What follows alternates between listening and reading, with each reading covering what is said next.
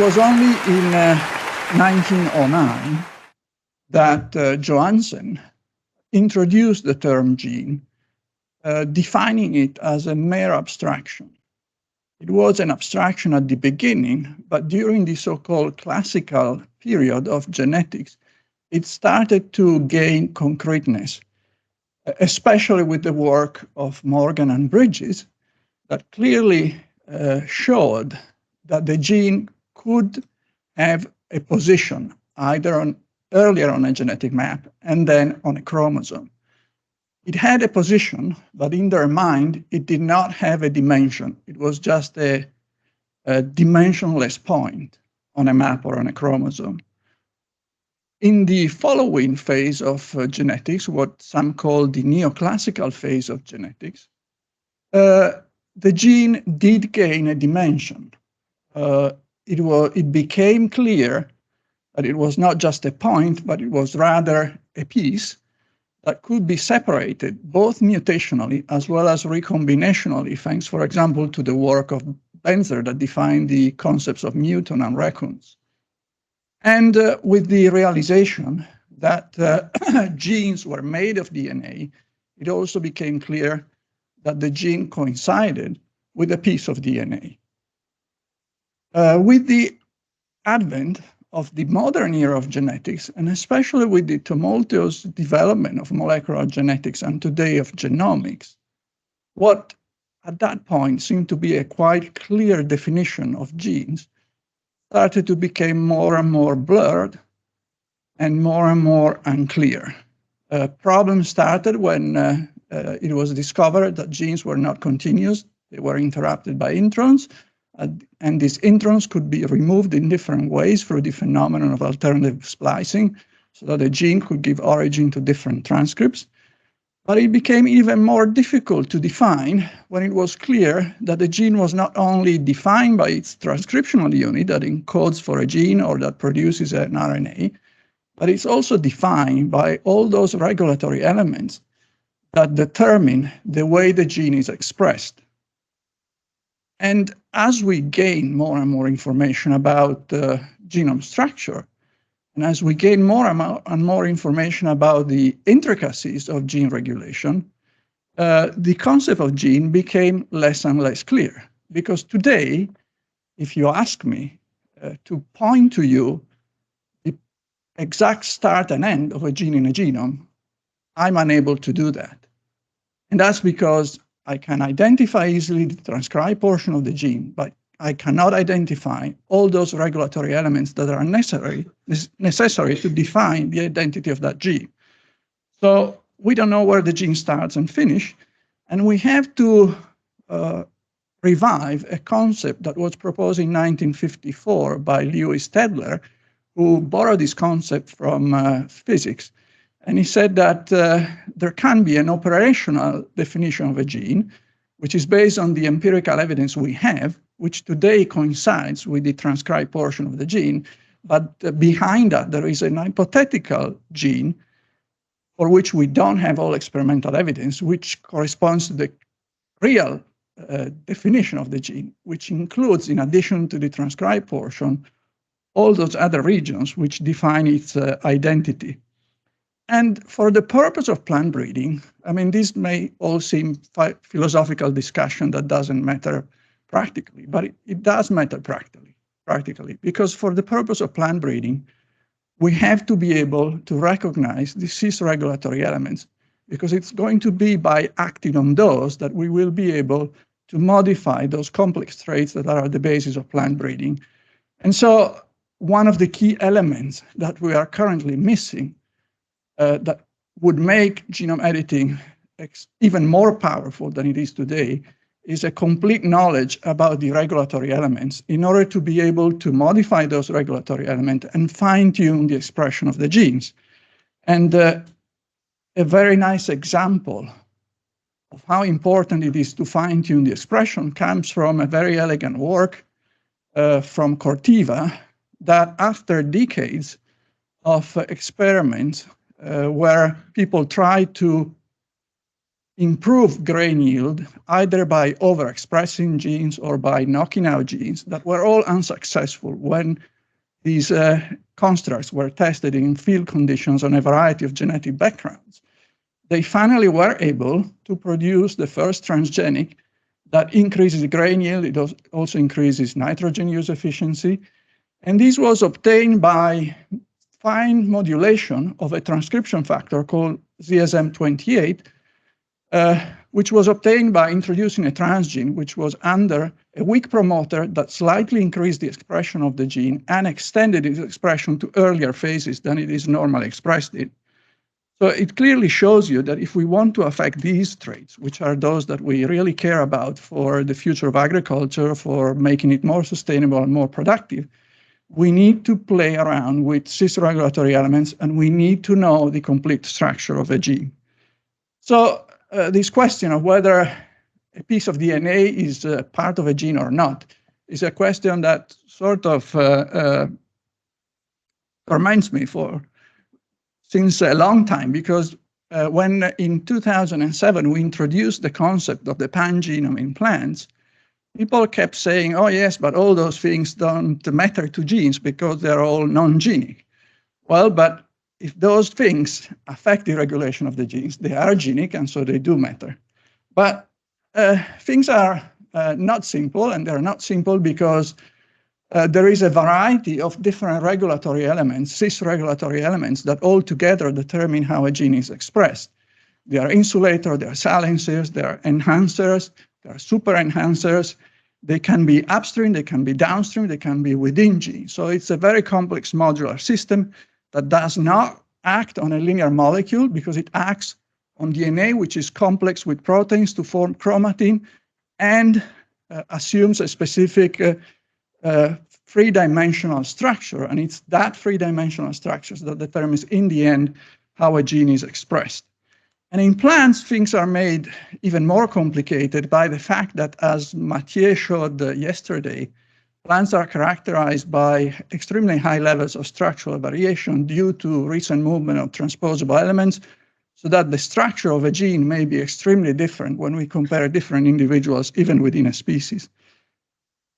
I want to now show you a couple of examples where, in my work, I had to learn the difficulties of defining what a gene is. The first example has to do with flowering time in maize, which is a complex trait. And it has to do with the collaboration that when I was working with what was at the time DuPont and now is Corteva, we entered with Roberto Tuberosa and Silvio Salvi.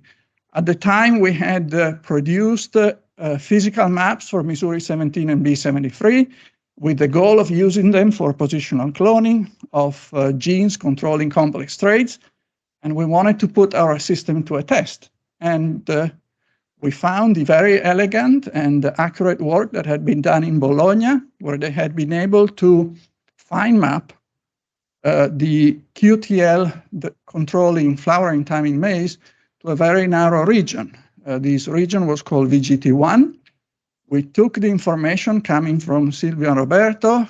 We placed it on our physical map. It only took us a couple of months to identify the contig first, sequence the back, and then find a 1.3 kb region.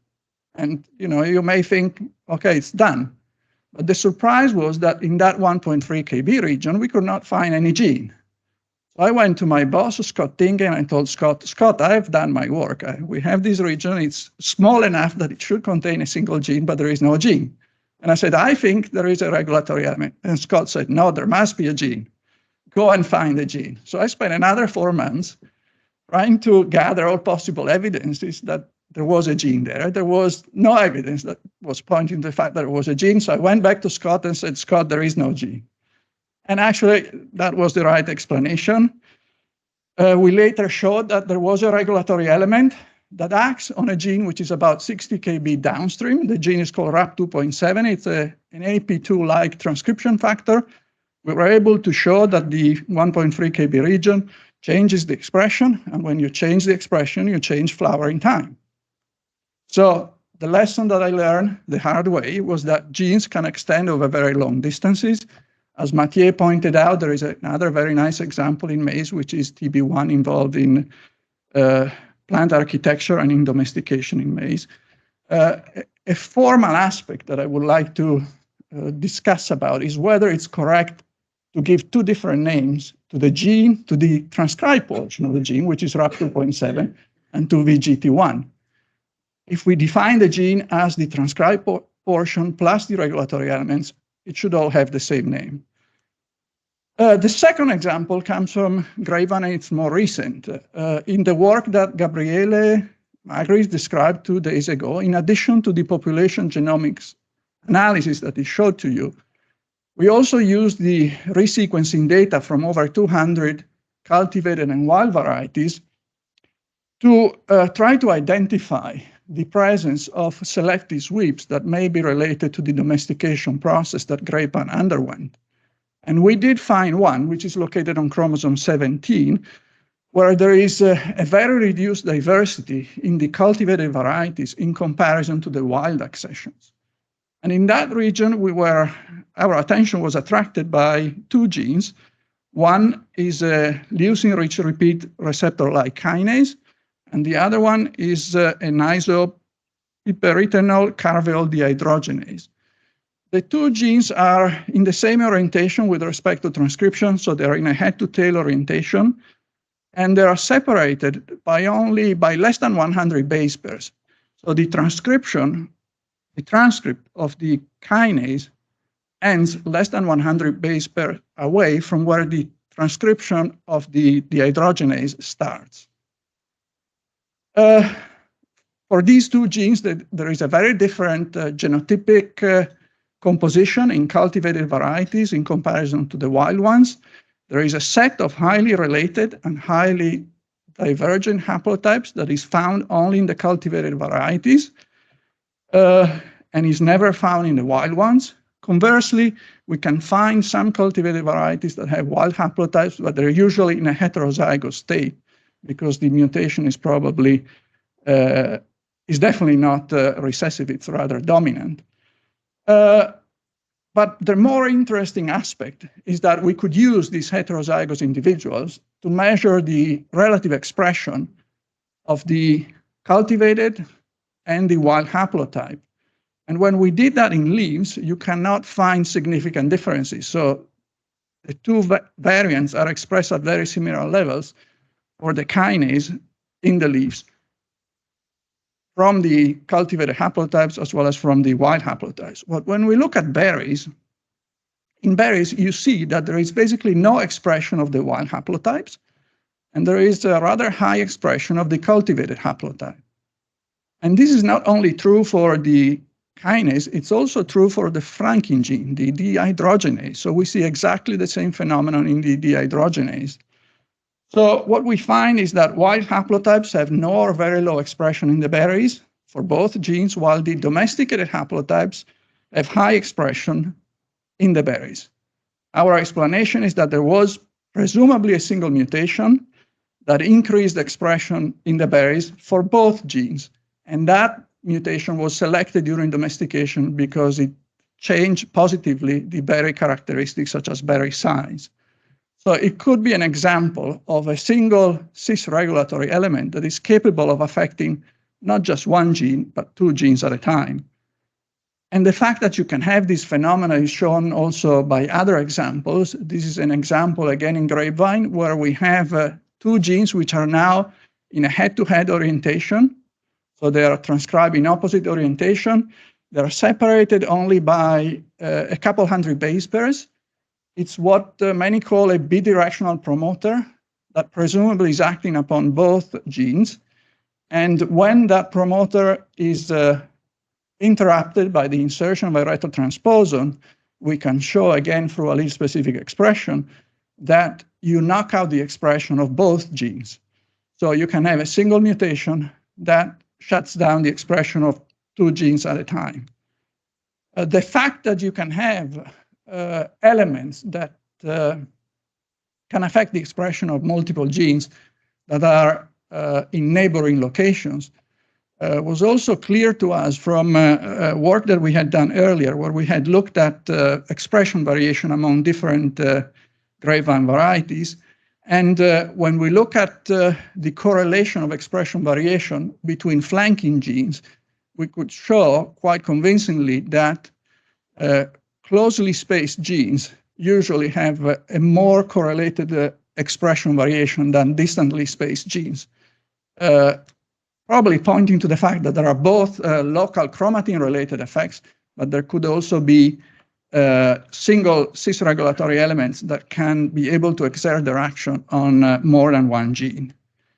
I want to add one element, which is on a slightly different topic, but again, it relates to what are the relationships between the transcribed portion of a gene and all the other elements that make up the gene that are the cis-regulatory elements. So in the same work, we asked a simple question. Is the selection acting on the transcribed portion of the gene correlated to the selection acting on the cis-regulatory elements, or are the two things decoupled? And the answer is, and this is something that has also been observed in a variety of other organisms, that they are not decoupled. Genes that are under strong purifying selection, that have a very low non-synonymous diversity in comparison to synonymous diversity, are also genes that have very low variation in expression. So selection is acting concordantly on both the transcribed portion of the gene as well as on the regulatory portion of the gene. So the lesson number 2 is that our definition of genes could be made even more complicated by the fact that genes could be overlapping. So you could have elements that belong to more than one gene, which makes the definition of a gene even more complicated. We thought this would be something specific to viruses, where we accept this concept, but it's probably true also for complex eukaryotes. We do see frequent correlation of expression variation among closely spaced genes and selected constraints that act on regulatory elements are clearly not independent of the selected constraints that act on coding sequences. So I told you how it can be complicated, but that doesn't provide any solution to make things simpler. So now what I will do in the remaining part of my talk is I will try to address how we could try to find the missing portions of the genes. So of course, we can take an evolutionary approach, which is the one Mathieu showed yesterday, looking for conserved non-coding sequences, which assumes that if there is sequence conservation, there is function. In plants, that approach has not been very successful, probably because of the high rates of structural variation as a consequence of the recent movement of transposable elements. We can take a molecular biology approach. We can look at histomodifications, we can look at the open chromatin region, combine all this information and try to identify, for example, enhancers. We have done that in grapevine. We've used ATAC-seq coupled with ChIP-seq for histone modifications. One of the problems, which is specific to plants, and we found it in grapevine, others found it in other plant species, is that the histone modifications, which in animals are characteristic of enhancer regions, are not. So we cannot use those histone modifications to define where enhancers are, which makes things quite more complicated. But you can find open chromatin regions which are distantly located from the transcription units, which are putative cis-regulatory elements. But we can also take a genetic approach. And for example, we decided to take a subset of those 200 accessions that we had fully sequenced, 92 of them, for which we had complete genome sequence information, and do RNA-seq analysis from both leaves as well as berries into different stages of development. And then if we couple the expression information with the SNP and structural variant information, we can perform a GWAS-based EQTL analysis. It's a nice approach, but it does have a number of limitations. One limitation is that it allows you to find only common variants. It doesn't have the statistical power to identify rare variants, especially in a set which is rather small, such as the one we used. The second problem is that it will tell you if there is a genetic effect or not, but it will not tell you how many cis-regulatory alleles there are. And that's because it's based on SNPs, which are biallelic markers.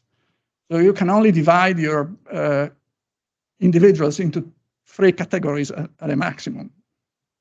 The third problem, which is perhaps the biggest problem in a species like grapevine, is that because we use the RNA-seq information from field-grown plants, where environmental variation can be a major factor, this type of analysis is heavily affected by environmental variation, which reduces heritability of the expression because it increases the environmental component of the variance, of the phenotypic variance.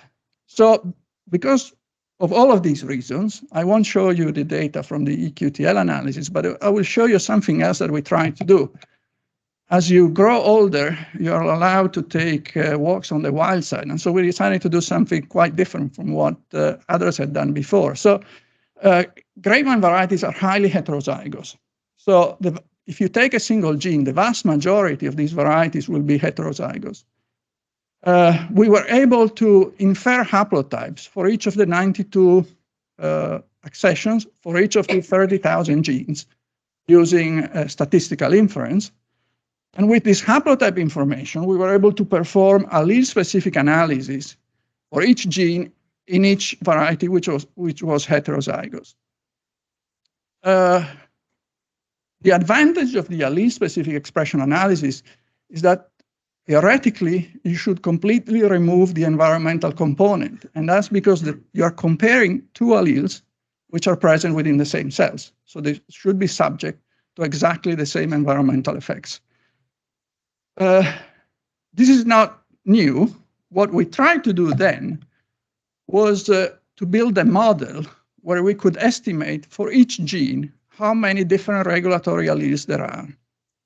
And this is a best case scenario that I'm showing here. You can imagine a gene with 5 different alleles from A1 to A5.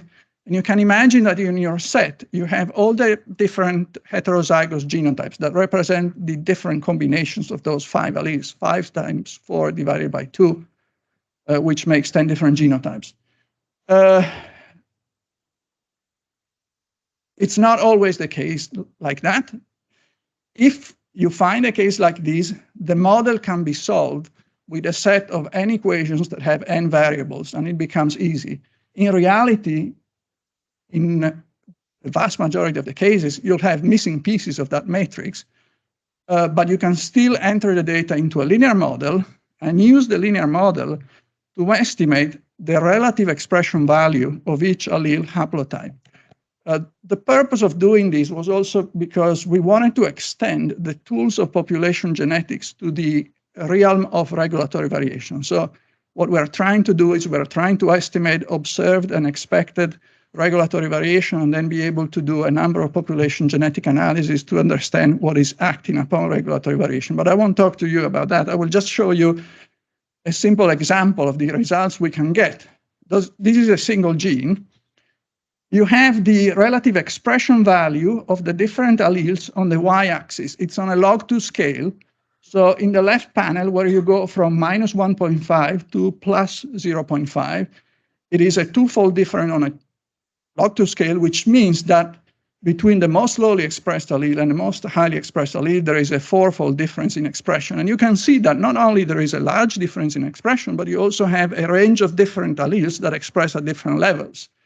So there is clearly a lot of regulatory variation that does produce very different levels of expression in each haplotype. The left panel shows the situation for the berries. The right panel shows the situation for the leaf. If you look at the scale, it shows you that there is much less variation in the leaf, but what I want to point your attention to is, for example, this haplotype 8. Haplotype 8 in the berry is the most lowly expressed haplotype, but when we look at the leaf, it's one of the most highly expressed. And that's because, as it was already known, a number of cis-regulatory elements act in an organ-specific, if not cell-type-specific manner. So these elements will exert their action in a different way depending on what type of cells you are looking at. So are there technological advances that could help us to understand even more about the regulatory mechanism and identify more quickly the cis-regulatory elements? Definitely, long-read sequencing will help us because it will allow us to produce extremely accurate reference sequences for a variety of genotypes. The main aspect here is that it will allow us to identify all elements, no matter whether they're single copy or repetitive, and have sequences that no longer have ends, where we don't know what type of sequence is in there. This is just an example. It's the work of a master student that did his thesis to assemble the reference genome of, someone said Pinot Noir. It's not Pinot Noir, it's Helfesteiner. It's a self-individual from Helfesteiner.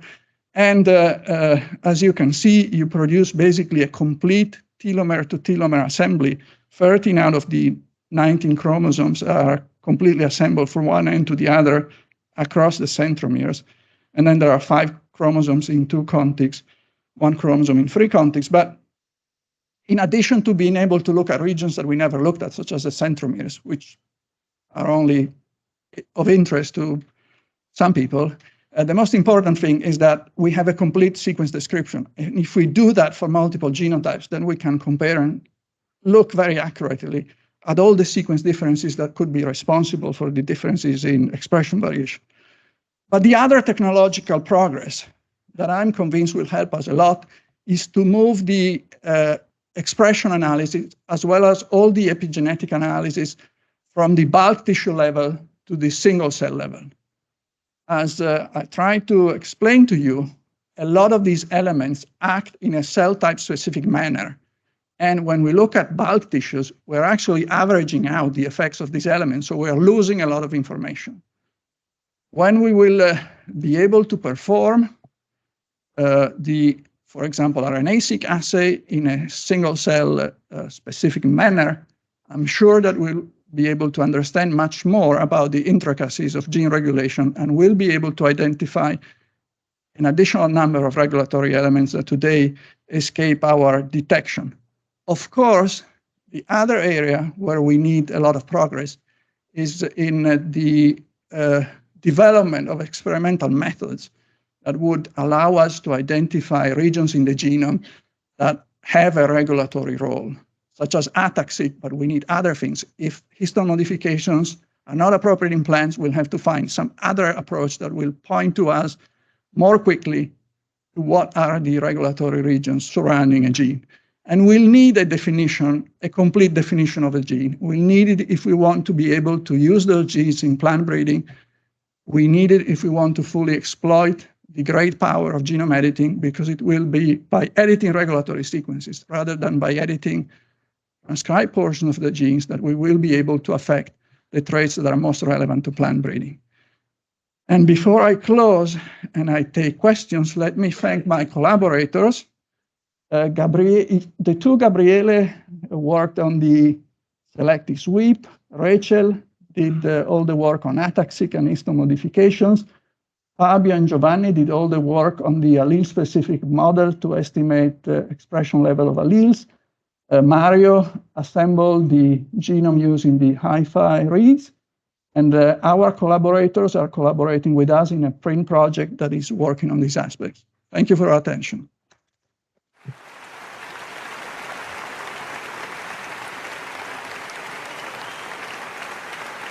Michele, now it's time for questions.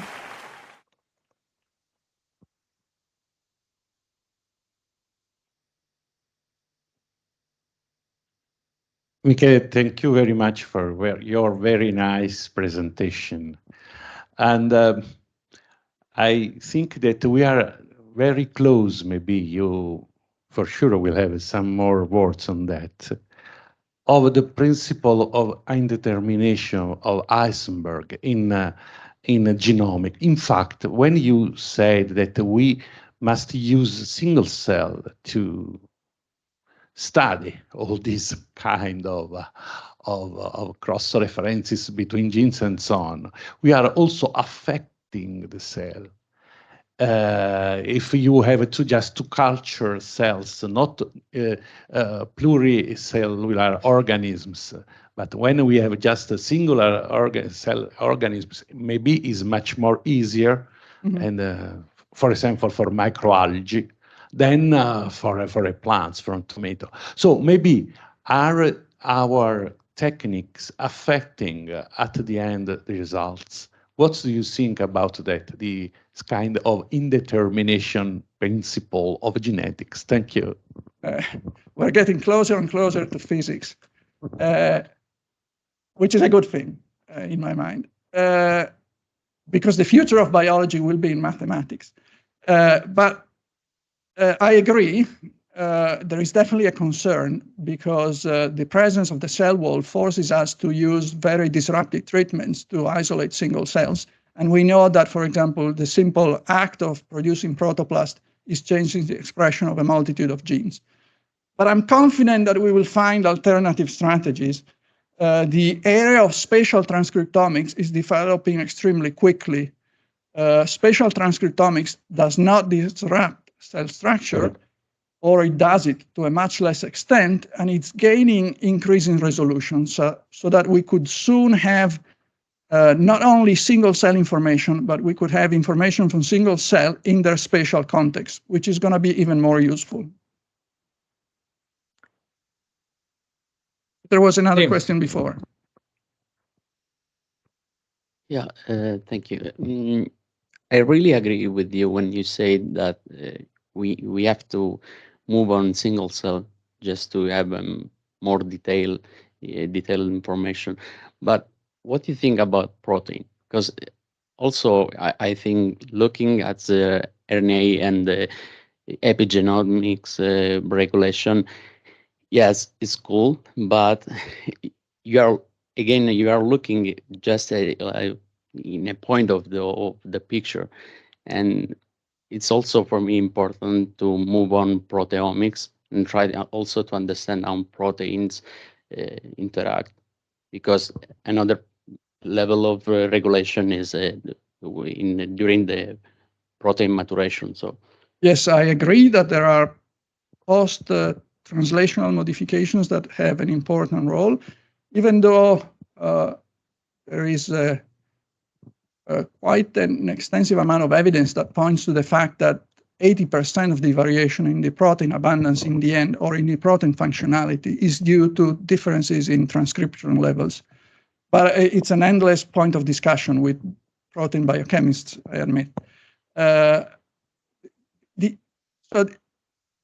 The problem is also that so far, methodologies for proteins have lagged behind methodologies that allow us to analyze nucleic acids in terms of sensitivity, costs, and throughput. There are progresses even in the area of single-cell proteomics, and hopefully we'll be able to add that information as well. Donato? Poi Nicola.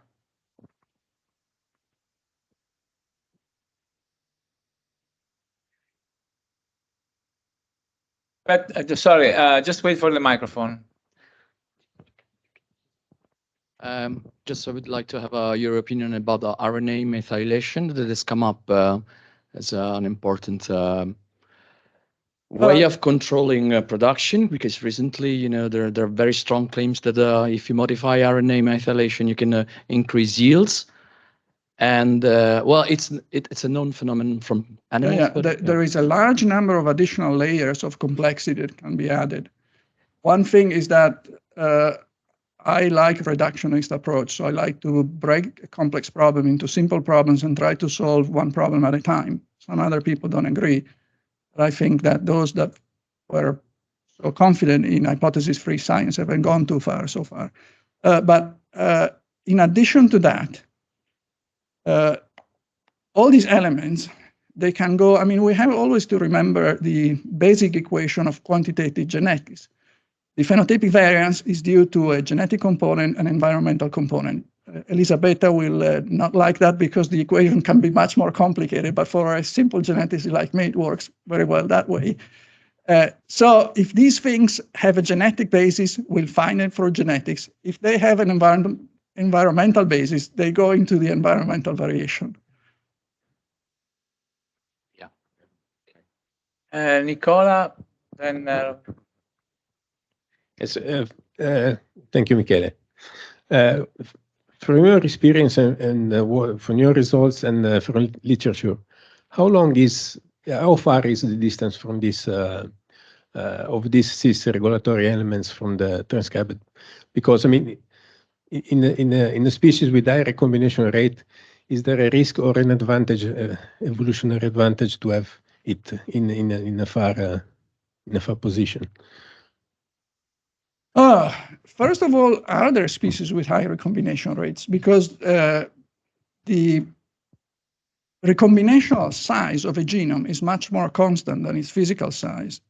So it's almost as if evolution has basically made frequency of recombination constant on a per gene basis.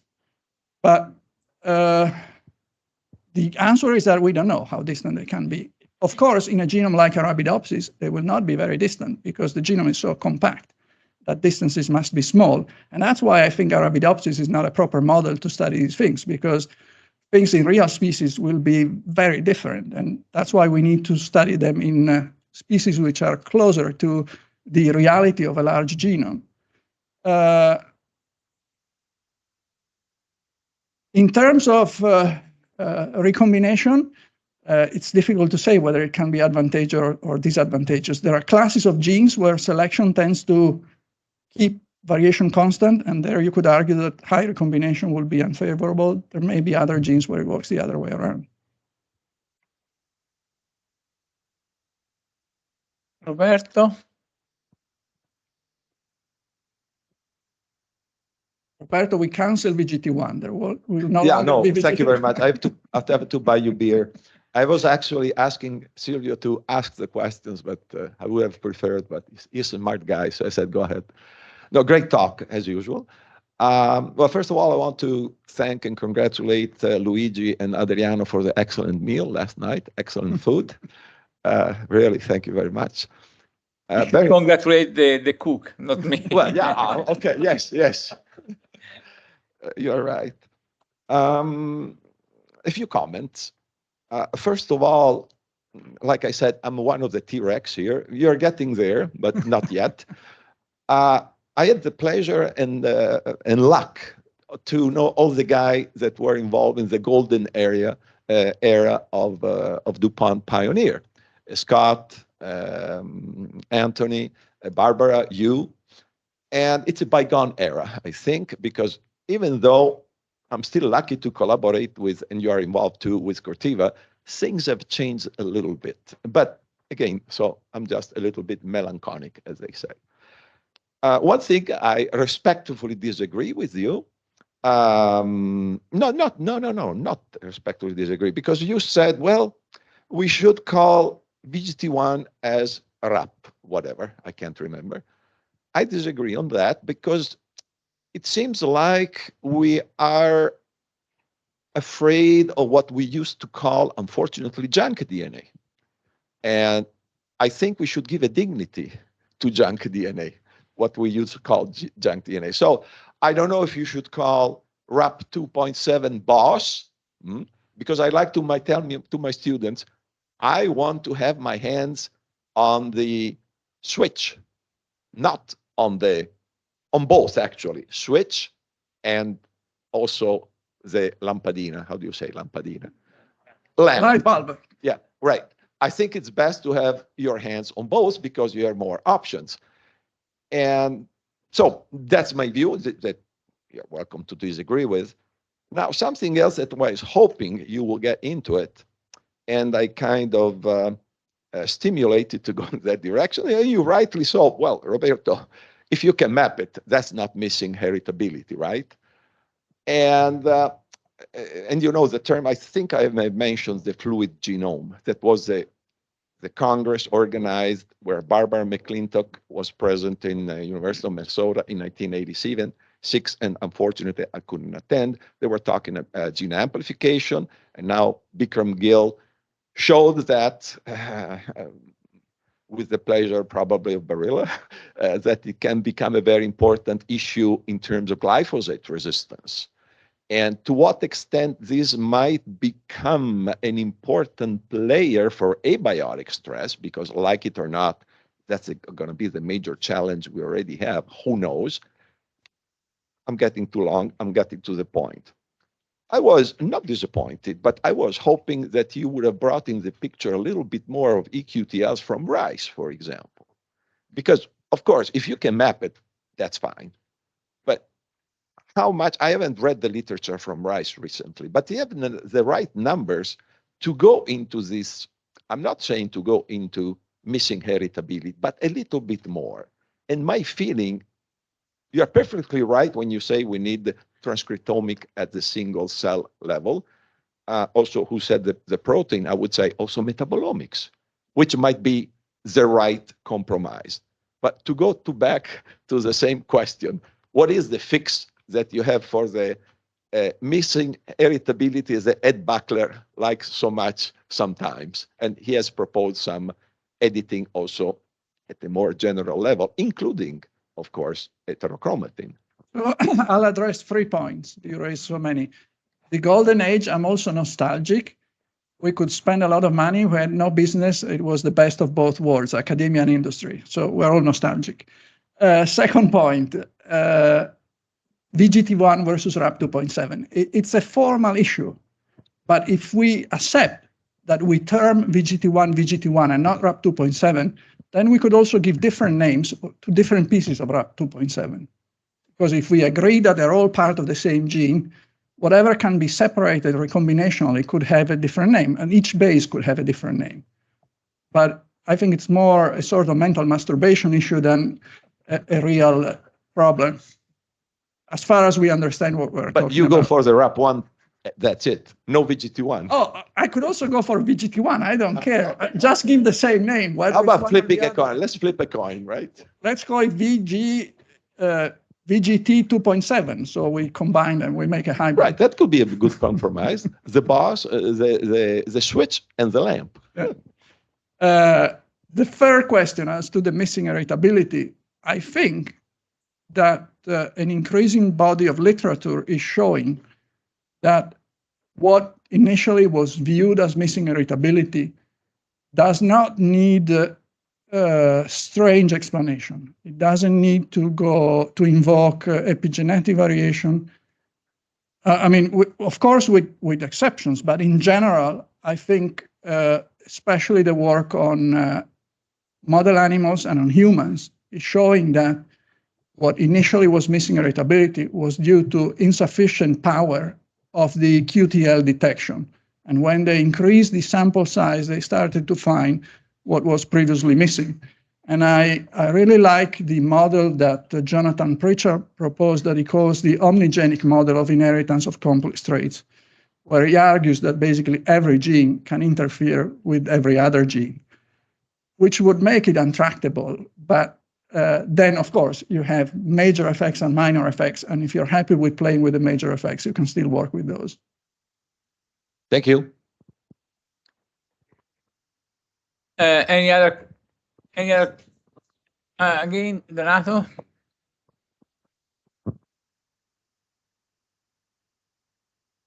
So some years ago, we were discussing about what makes a tree a tree. Have you evolved your opinion about the minimal genome to be a tree rather than a herb? No, no step forward. So we have another question from the other side of the room.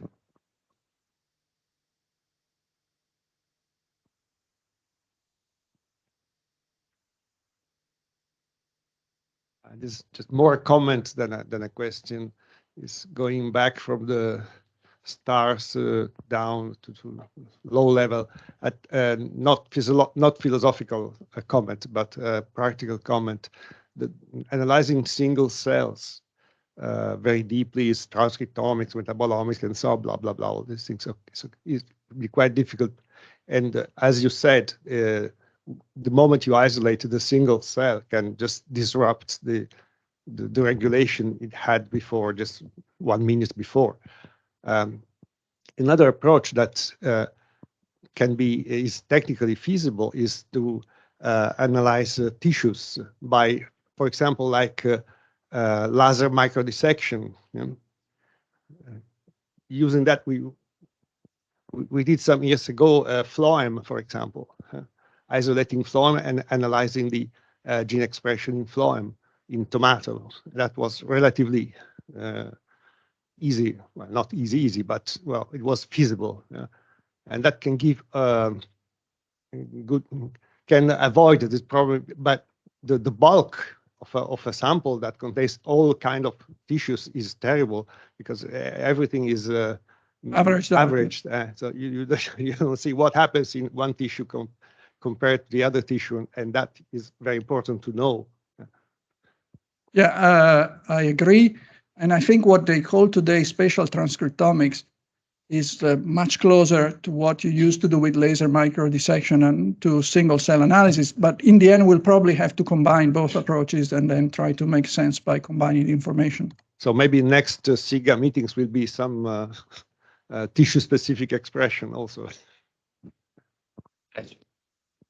Have you another comments here?